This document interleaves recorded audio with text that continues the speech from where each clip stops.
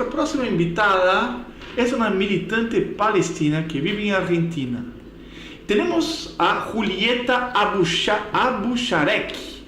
Julieta, ¿nos escuchás? Hola, sí, ¿qué tal? Hola, estás? Julieta, muy buenas noches. Buenas noches, Julieta. Muchas gracias por tu tiempo, Hola, por Julieta. haber aceptado nuestra invitación. Perdón, pronuncié bien tu apellido, ¿no? Sí. Bueno. Está acostumbrada a que se pronuncie. No, el tema sería que si les pido que lo escriban. No. Ahí- Yo no tengo escrito acá igual, No, me no, pasaron, por pero- eso pude pronunciarlo. Muy bien, muy bien, muy bien. Bueno, Julieta, muchas gracias nuevamente. Julieta, vos sos militante de la causa palestina. ¿Puedes contar un poco de tu historia, de tu militancia, para que te conozcamos un poco, por favor? Bien, a ver, ¿cómo empezar? Es un tema bastante largo. ¿Sos argentina o sos palestina? Perdón. No, yo soy argentina y palestina, Sos- digamos, porque me casé con un palestino y él adoptó la nacionalidad argentina y yo adopté la nacionalidad palestina por una cuestión de reciprocidad. Por eso el apellido es Abusharek, que es de la familia de mi esposo. Ustedes saben que, bueno, en el mundo islámico, por decirlo de alguna Sí. manera, las mujeres, si queremos, adoptamos el apellido de la familia de nuestros esposos. Y bueno, en mi caso sí fue así. Y bueno, no sé bien cómo podría decir que inició la militancia, pero sí recuerdo a mi padre con mucha admiración hablarme de Yasser Arafat, Claro. que bueno, fue uno de los líderes de la resistencia, ¿no? Líder de la OLP, ¿no? Organización por Sí. la Palestina Libre. Sí. Él, bueno, es uno de los referentes. Hay otros, como Yasser Yassin, que bueno, tienen más que ver con otra corriente política, que bueno, en Argentina se la describe como una corriente terrorista. Claro. Pero bueno, son las denominaciones que tiene el gobierno actual. La familia de mi esposo es de origen, digamos, obviamente palestino, pero el origen de la familia es en lo que se conoce más en esta parte del mundo como Ashkelon, que es un territorio ocupado, que en la lengua árabe es Mahlan. Y bueno, en el 47 la familia de mi esposo, mi suegro particularmente, tenía 2 años y su familia, con el tema de la Nakba, se tuvo que ir lo más lejos posible del lugar donde estaba ocurriendo una de las matanzas más grandes de la historia, ¿no? Que nosotros la denominamos Nakba, justamente porque fue como una catástrofe, y es otra de las palabras que cuando llegan a Occidente no tienen traducción. Claro. Yo soy psicóloga y entonces de formación también siempre nos dicen esto de las palabras y cómo a veces no se puede cubrir con una palabra semejante dolor. Y la Nakba tiene un poco que ver con eso. Y otra de las palabras que no logró traducción en Occidente, que seguramente ustedes conocen, es la de intifada. Intifada, sí, me acuerdo bastante de esta palabra, para decir la verdad. En Brasil se decía mucho eso cuando hablaba sobre todo de Yasser Arafat. Exacto. Porque bueno, la intifada tiene que ver con una imagen muy grave, bueno, tiene que ver con la ocupación básicamente, ¿no?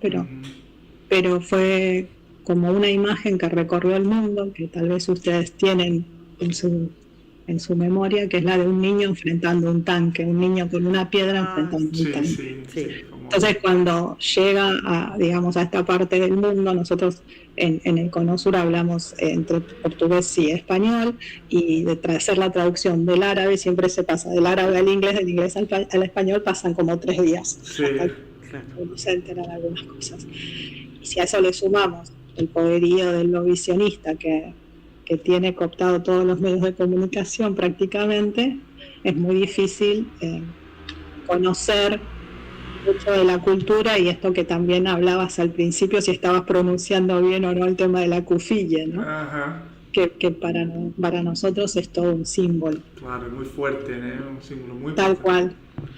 Por eso, bueno, es otra de las cosas que hizo la ocupación, es por ejemplo tratar de tomar ese pañuelo, como decías vos, ¿no? Que es en color negro y blanco generalmente, tomarlo, apropiarse de ese color y hacerlo celeste y blanco, Ah, qué lindo eso.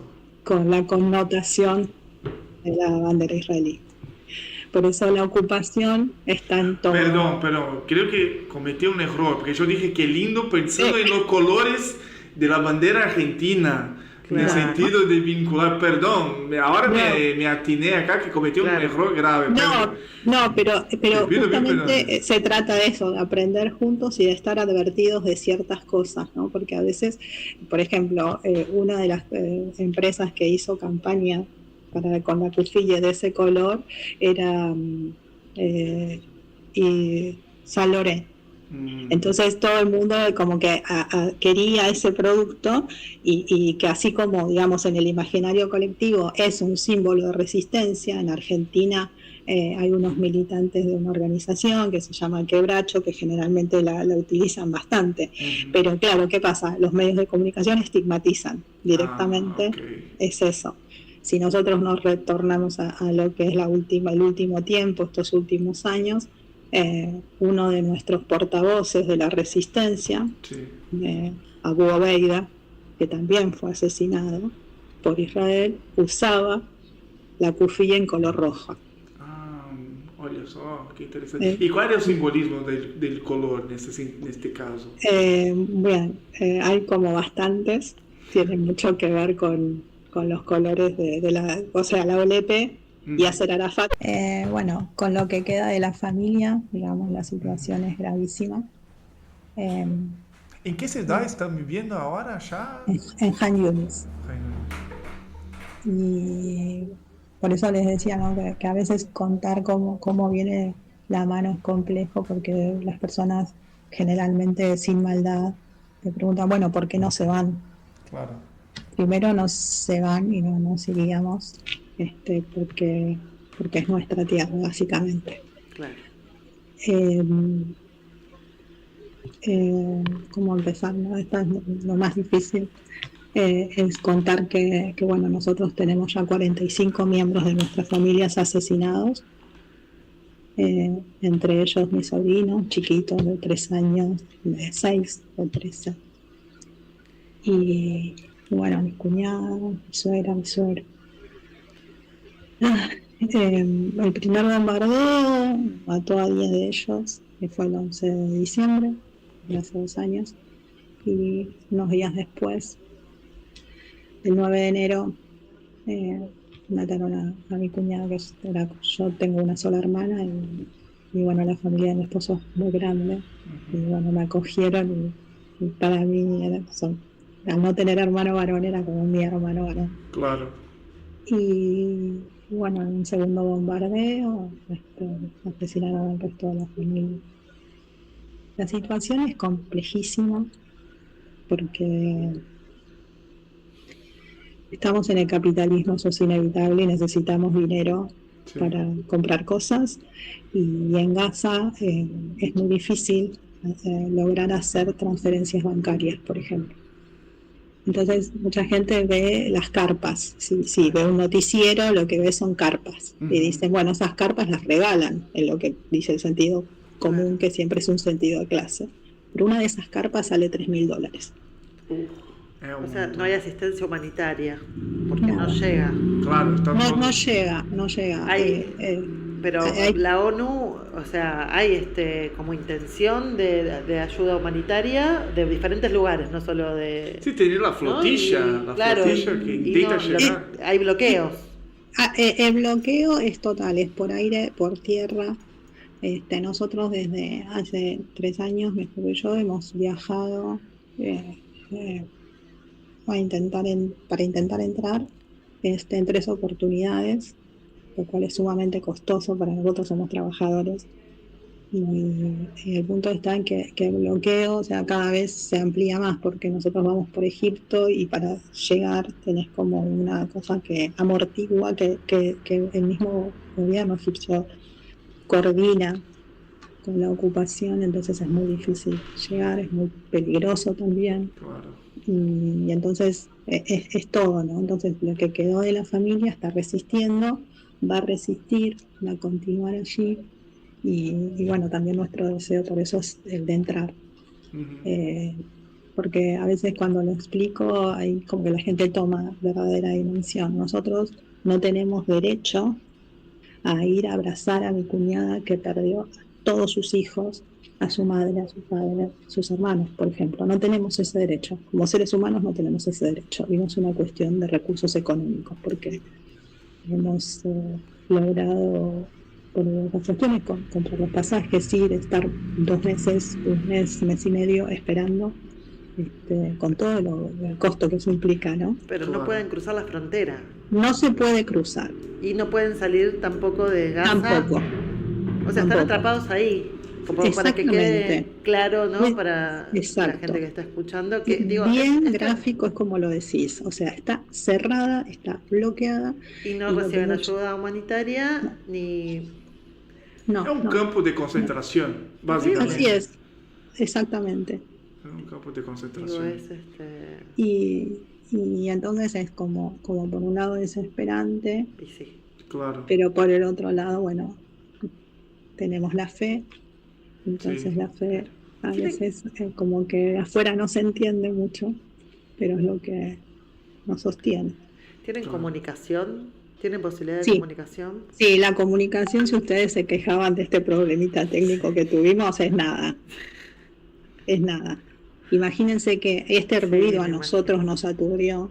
Bueno, Israel permanentemente tira bombas de sonido también, pero hay un ruido que es permanente, que es el de los drones, además de los bombardeos. Ah, mira. Entonces eso es como enloquecedor. ¿Y estos drones son drones de monitoreo o son de ataque? Las dos cosas. Las dos cosas. Las dos cosas. Entonces vos querés hablar, porque no es que uno está conspirando, querés hablar, saber cómo está. Estamos hablando lo que sea. De civiles, de gente, ¿no? Comunes que están atrapados, sí. Digo, no sí. Estamos hablando de políticos ni militantes, que también son, digo, gente común, y que pero estamos hablando de lo que sería un vecina común, sí. Que no puede ni entrar ni salir de su país y que está atrapado y que hay un bloqueo, digo, no, para que se entienda totalmente, nada. Pues imagínate que es tanta la maldad que tiene la ocupación en sí, que por ejemplo la casa de mi suegra estaba en un complejo que se llama Hamad, que bueno, compramos un departamento grande, o sea, mi suegro perdió 3 casas, desde la Nakba hasta que lo asesinaron, 3 casas. Y bueno, resistiendo, porque era su tierra. Claro. Y bueno, cuando bombardean el complejo, la ocupación lo que hace es bombardear las escaleras. Para que, por ejemplo, si no se destruye todo, al menos no se puede ocupar el edificio.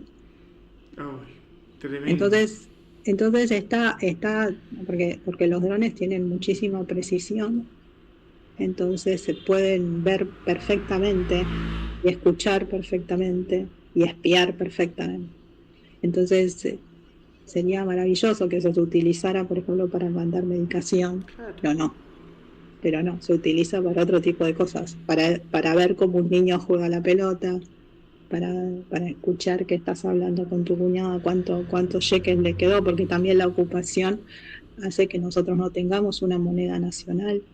Nosotros tenemos que usar la moneda de la ocupación, y entonces un producto tiene el impuesto que le pone Israel, el impuesto que le pone la misma organización que está manejando Gaza actualmente, más la de la OLP. Entonces un producto te sale carísimo. Pero la gente, ¿de dónde saca plata? O sea, es como... Bueno, imagínate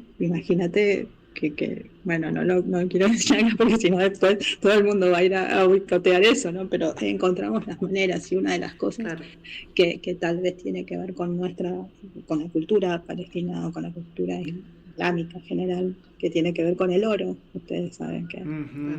Claro, encontrar la forma de sobrevivir. Sí, exacto. por supuesto, por supuesto. Exacto. Y desde Argentina, ¿cómo es la militancia de ustedes acá? ¿Ustedes tienen alguna militancia organizada que presiona de algún lado, que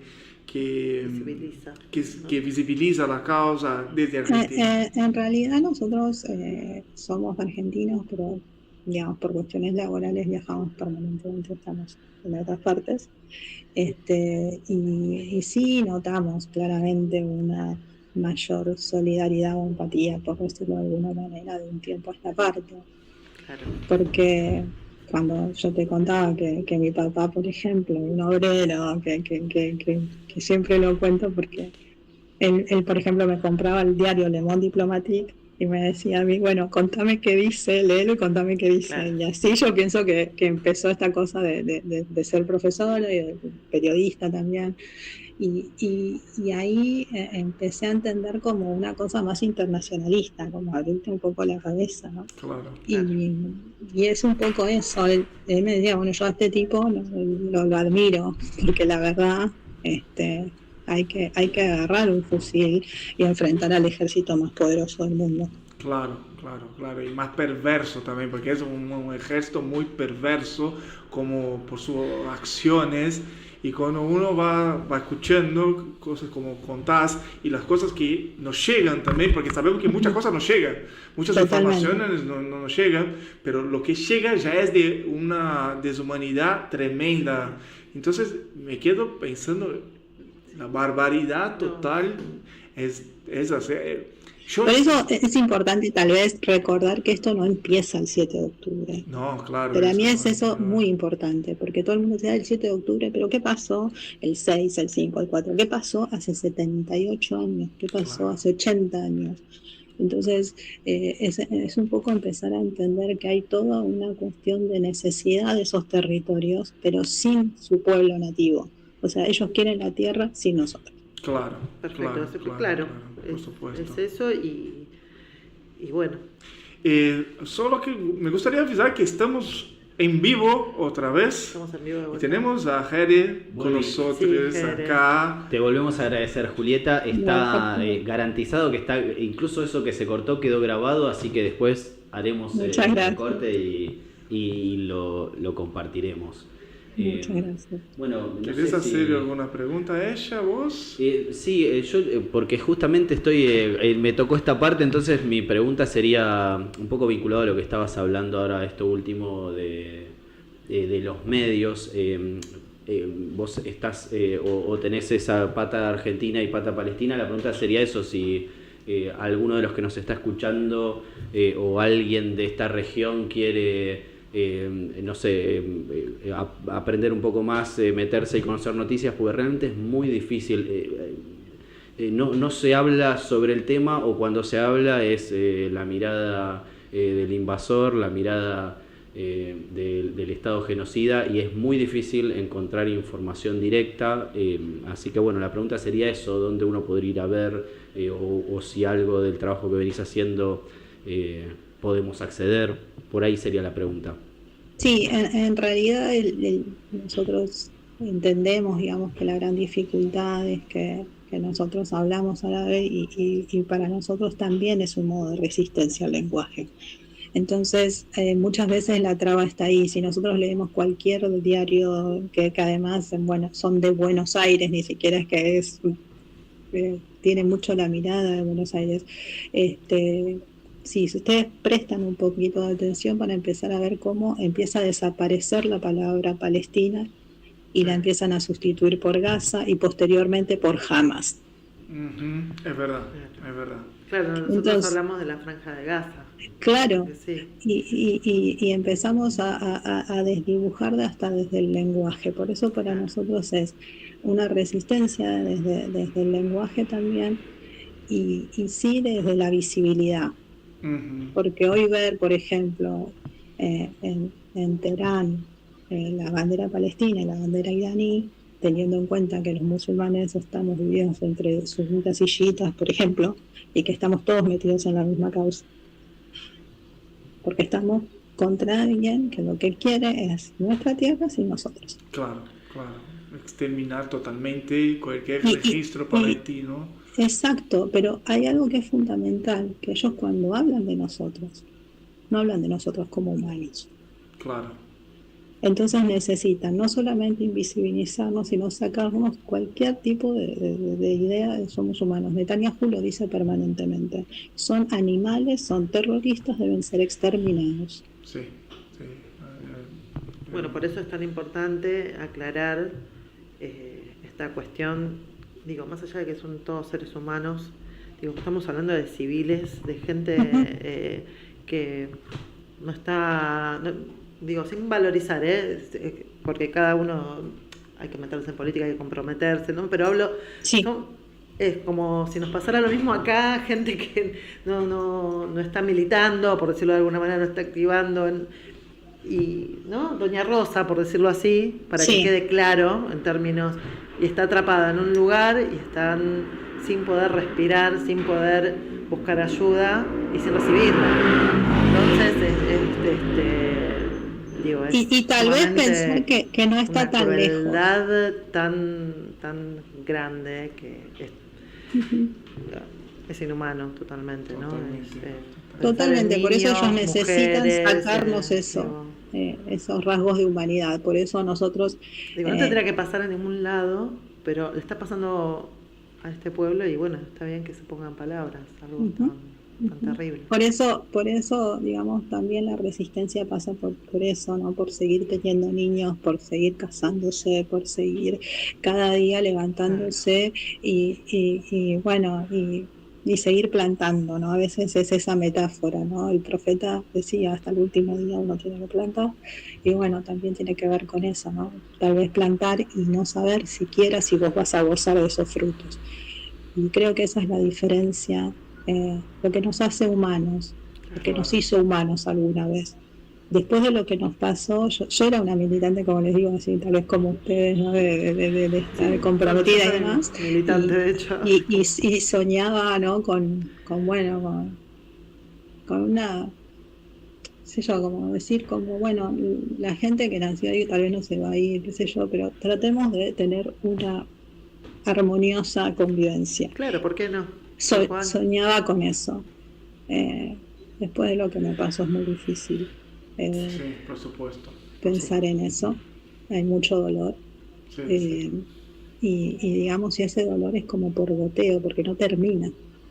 Imagínense que nosotros estábamos mirando la televisión, yo había hablado con mi suegra temprano, y 3 horas después, mirando la televisión, reconocemos que la casa dejó de existir. Es muy fuerte. Con todos adentro. Y entonces estando, digamos, en ese momento estábamos en América Latina sin saber qué hacer. Claro. Entonces, Julieta, a mí me surge justamente por eso, porque nos es tan difícil acceder a cierta información, y es algo que lamentablemente es de actualidad total, está sucediendo y está en este proceso desarrollándose. Nos gustaría que puedas estar con nosotros nuevamente más adelante y actualizar este tema y que sea nuestra agenda también en persona. Inshallah un día. Así que eso, no sé, perdón. No, por favor. Sí, pero me parece que estaría buenísimo que pudiera hacer algo acá. Claro, en este espacio dejamos nuestras puertas abiertas. Ya con la doctora presente también, que hoy hizo el faltazo, pero la próxima con la doctora presente. Entonces me van a extorsionar y van a querer que les lleve hummus de verdad. Absolutamente. Yo cualquier a mí me encanta, ¿Vieron? Otra de las cosas que nos quieren robar, y van a ver. Hummus palestino. Uy, qué rico. Debe ser muy rico. Bueno, pero bueno, queda el compromiso entonces. Totalmente. Bueno, Julieta, te agradecemos mucho por tu tiempo, por nos haber bancado a pesar de este problema que tuvimos. Vuelvo a repetir lo que dijo Gel, estás más que invitada a venir acá o que hablemos otra vez más, aunque de forma virtual, porque nos interesa mucho estar al tanto de todo lo que está pasando. Sobre todo porque sabemos que hay un bloqueo de información. Sí. Entonces, tener ese contacto con vos es sumamente importante para nosotros, sumamente importante. Y gracias por tu testimonio, que sabemos que no es fácil. Claro. Muchas gracias a ustedes por la escucha, por el espacio, y bueno, cuando quieran, me contactan. Muy Gracias, bien. Julieta. Muchas gracias. Un Que abrazo tengas unas enorme. buenas noches. Que Igualmente. descanses. Chao. Chao, hasta luego. Chau, chau.